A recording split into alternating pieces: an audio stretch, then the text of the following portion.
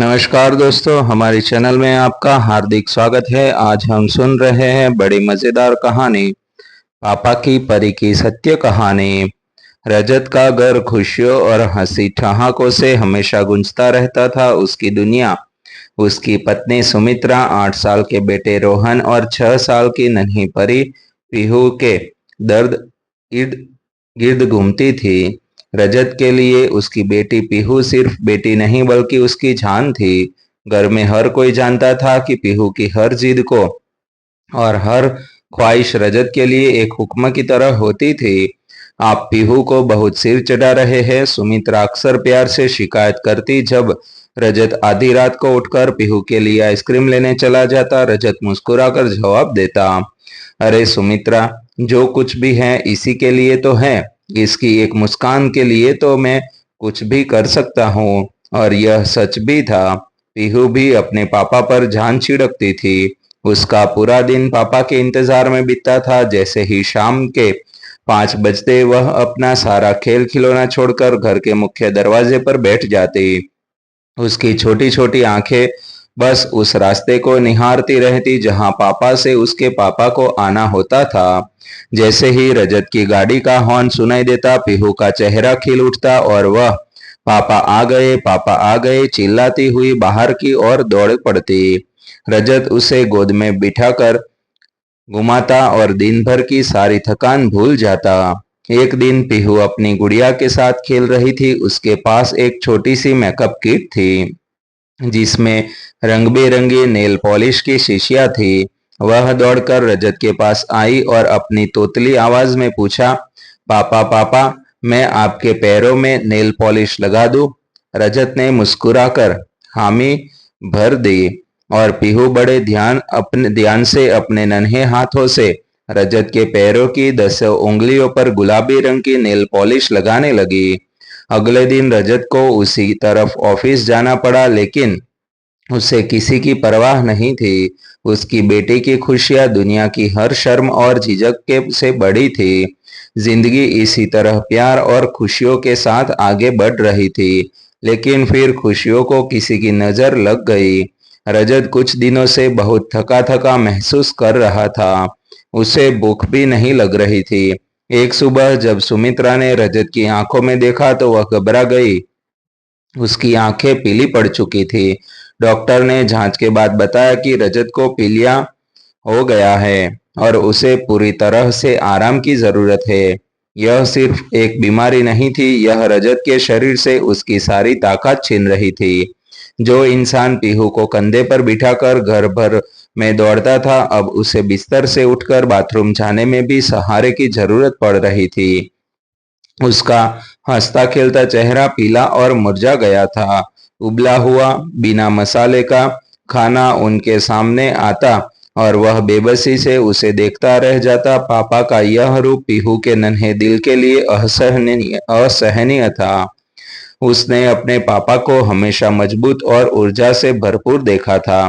अब उन्हें इतना कमजोर और चुपचाप बिस्तर पर लेटे देखना उसे अंदर तक डरा रहा था।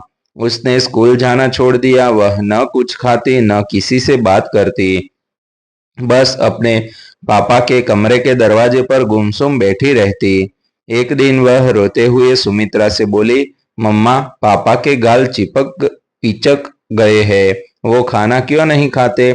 सुमित्रा उसे समझाती कि पापा को अभी उबला खाना ही खाना है, लेकिन पीहू को यह सब समझ नहीं आता था। 2 हफ्ते बीत गए, लेकिन रजत की हालत में कोई खास सुधार नहीं था। कमजोरी इतनी बढ़ गई थी कि अब वह ठीक से बोल भी नहीं पाता था। पीहू की हालत भी बिगड़ती जा रही थी। उसकी हंसी गायब हो चुकी थी। एक शाम जब सुमित्रा रजत के लिए उबली हुई लौकी लेकर आई तो पीहू दौड़कर किचन से एक पराठा ले आई। पापा, ये खाओ, ये अच्छा है, उसने मासूमियत से कहा।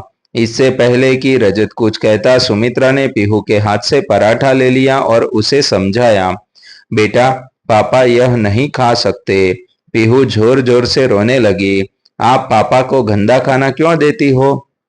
इसलिए तो पापा ठीक नहीं हो रहे हैं। उसकी बातें सुनकर रजत की आंखों में आंसू बहने लगे। वह कितना बेबस महसूस कर रहा था। वह अपनी बेटी को सीने से लगाना चाहता था, उसे समझाना चाहता था, लेकिन उसके शरीर में इतनी भी ताकत नहीं थी। उस रात पीहू अपने पापा के बिस्तर के पास जमीन पर ही सो गई। आधी रात को जब रजत की आंख खोली तो उसने देखा कि पीहू ठंड में सिकुड़कर सो रही है और नींद में भी पापा पापा बुदबुदा रही है। यह दृश्य देखकर रजत का दिल टूट गया। उसे लगा कि उसकी यह बीमारी उसे सिर्फ उसे नहीं बल्कि उसकी नन्ही सी जान को भी तिल तिल कर खत्म कर रही थी। उसी पल उसने फैसला कर लिया, उसे अपनी बेटी के लिए ठीक होना ही होगा। उसने अपनी सारी इच्छा शक्ति बटोरी और धीरे धीरे अपने खाने पर ध्यान देना शुरू किया। अगले कुछ दिनों में रजत की हालत सुधरने लगी। शायद यह दवाइयों का नहीं बल्कि अपनी बेटी के लिए जीने की अटूट इच्छा का असर था। एक हफ्ते बाद रजत पहली बार बिना सहारे के चलकर कमरे से बाहर आया। वह अभी भी बहुत कमजोर था, लेकिन उसके चेहरे पर पुरानी चमक लौटने लगी थी। जैसे ही वह हॉल में सोफे पर आकर बैठा, पीहू दौड़कर आई, लेकिन आज वह चिल्लाई नहीं। वह चुपचाप आई और पापा की गोद में सिर रखकर लिपट गई। रजत ने अपनी सारी बची खुची ताकत से उसे अपनी बाहों में भर लिया।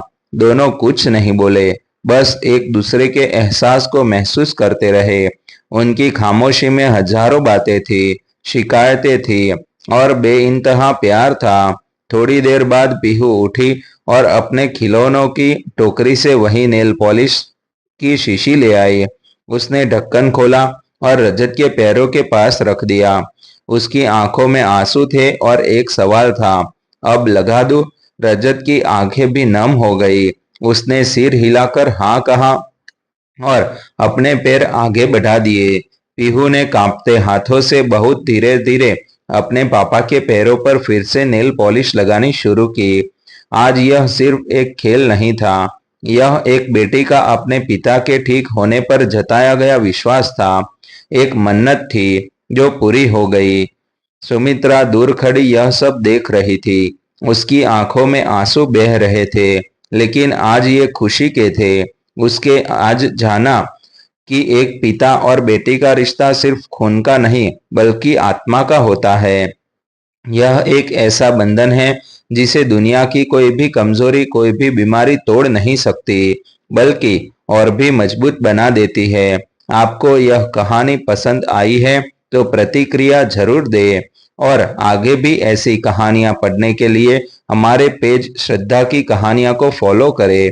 दोस्तों, ऐसी नई नई कहानी देखने के लिए हमारा चैनल सब्सक्राइब कर लीजिए।